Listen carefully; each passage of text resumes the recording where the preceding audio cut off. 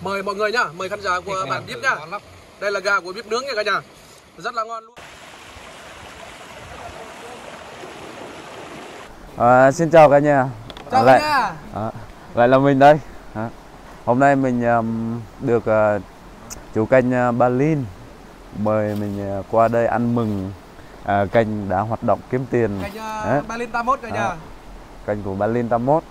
Hôm nay và đặc biệt mình cũng tham gia thử thách nấu những cái món ăn, những món ẩm thực chia ra mỗi người bốc thăm. Và mình đã có một món để làm nha mọi người. Mọi người hãy theo dõi video này của mình nhá. Bây giờ mình bắt tay vào công việc thôi. Và trước mắt mọi người đây là những món ăn anh em tụi mình đã bốc thăm nhé mọi người. Balin hồi nãy bốc thăm được món gì nhỉ? Mình bốc thăm chúng cái món lòng gà cà đắng nướng ông nướng ông chè cả nhà. Lòng gà đắng món này đó. Đúng rồi. Đấy, đây là món này. Còn mình thì món gà nhá, gà nguyên con luôn. Mình sẽ nướng gà nguyên con. Còn Huân thì hồi nãy là món gì đó? Còn là món cơm lam thịt nướng. Rồi. Của Huân đây là cơm lam đây, cơm lam với thịt nướng. Đấy không? Đây. Đây là gạo nếp. Hôm nay anh em sẽ thử thách. Mọi người muốn xem chi tiết mình bốc thăm như nào thì qua kênh Balin 81 nha. Balin Tây Nguyên. Xin lỗi mọi người. Và hôm nay có ban giám khảo anh Thịnh, Nguyên Thịnh 81 đó, đây. Hôm nay anh sẽ làm ban giám khảo chấm điểm. Và ở đây là mình xin nói một xíu là ở dưới núi nha, ở dưới núi trong làng mình á, có khe nước. Ở đây người địa phương gọi là thác Công Chúa. Đấy. Nó có từ rất lâu rồi rồi. Bây giờ mình bắt tay vào việc thôi nha, không phải nói nhiều nữa. Kiếm củi.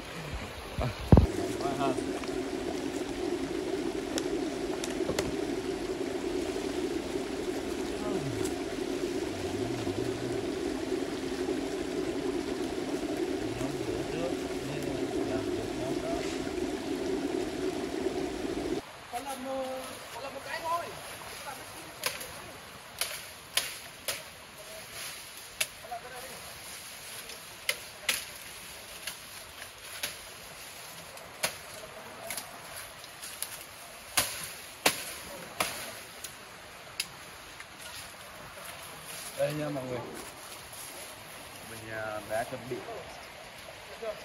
cây là mà xiên nướng thịt gà ấy. Chắc phải cho nó ngắn rồi. Cái là món VIP cái này lâu này, món này nhanh mà.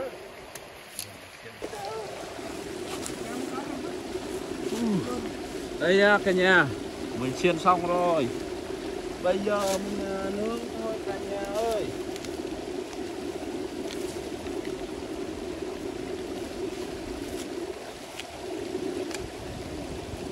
Khó rồi.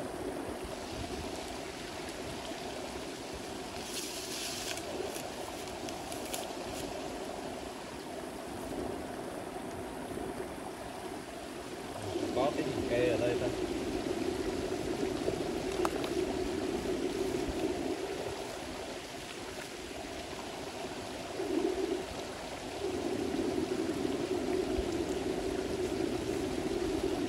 Bởi vì lửa nó đang to, mình không dám đưa lại gần đấy, trái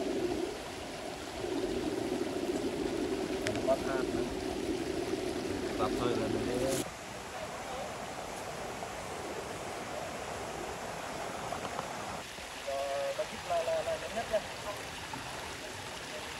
Đây là cái món gà mình đang nướng nha mọi người.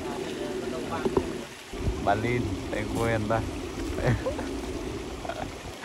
Mình đã nướng gà mà ông mới bắt đầu nhóm được lửa nha. Mình là người nhanh nhất luôn. Ông mới chuẩn bị nhóm lửa chưa được luôn.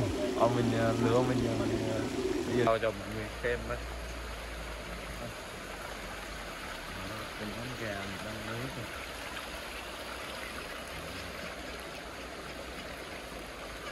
Nó vàng, nó vàng. Bây giờ mình sẽ đi hỏi thăm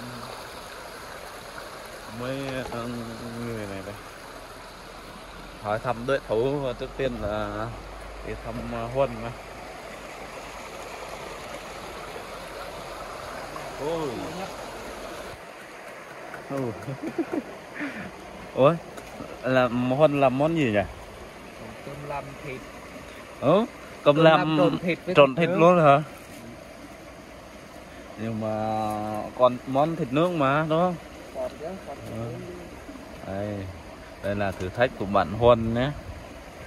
Bạn Huân đang rất chi là mày mò với thử thách của mình.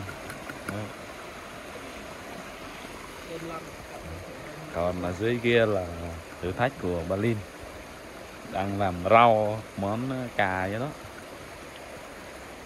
Mọi người thấy không? Ở đây chắc rất chi là mát mẻ luôn. Bây giờ mình tiếp tục công việc của mình thôi. Cho nó chảy đấy, phải lật đấy. Cái này gần chín rồi á.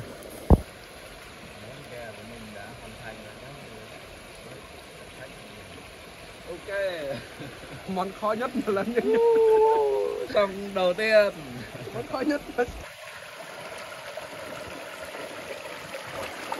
này thì anh em mình chuẩn bị thưởng thức món gà và món hai bạn làm xong hết rồi. Còn cái món gà của mình nhá, không ướp gia vị, mình nướng nó chín vàng như này, xong chấm nước chấm thần thánh của anh Thịnh. Cắt vào đây này. Như vậy thôi, mình không vào cái gia vị gì hết. Con nào? Cho nên là bây giờ anh em mình vào việc thưởng thức thôi. Mời cả nhà nhá. Rồi. Đấy, món ăn nếu mà chín thì chắc cũng tóc một của ba em tụi mình đây. Món em ăn chín nó ngon lắm này. Bắt đầu thưởng thức đâu. Mời mọi người nhá, mời khán giả của bản Bíp nhá. Đây là gà của Bíp nướng nha cả nhà. Rất là ngon luôn. Mời Huân nhá, mời anh Thịnh ăn. Mà tất cả Đây là món của mình này, cả nhà. Đây là món của mình, hồi này là anh Thịnh chấm điểm là được giải nhất nữa cả nhà. giải nhất đó. Ngon. Đây là giải nhất, mời anh Thịnh. Ngon. Mời tất cả mọi người cân của em Ba Díp nha. Còn bây giờ mình sẽ thưởng thức cái món nướng của bạn Huân. Bạn nướng Đặt giá bé. bây giờ trước tiên là mình mời mọi người cùng thưởng thức nha. Làm đi nó hơi Hơi hơi chín. Đúng rồi. Dưới nó ngon này. Cái phần dưới nó ăn ngon cực luôn Vì à. em biết sao nước nó sùng đấy nó. Cho nên ít được quá. Nóng đủ hơi lên là chín. Nói chung là theo mình đánh giá thì món nào cũng ngon hết. Hôm nay là món xếp thứ nhất là Đúng món rồi. của mình, sau đó là tới món gà nướng của bạn Bíp.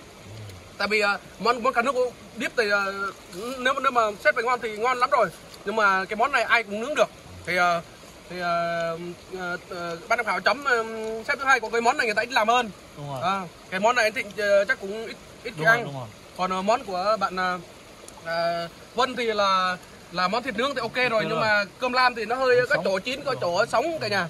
Tại vì nãy là anh em mình vừa ngâm sau đó là bỏ vào ấy luôn đấy. Nhìn cơm lam Là lần đầu làm. cơm lam nó khô lắm nè. Phát biểu cảm xúc của em đi. Vui rồi. Rồi nói chung là ăn uống thì tới đây thôi mọi người. Mình xin dừng video tại đây nhá. Hẹn gặp lại mọi người trong các video tiếp theo của mình. Bye.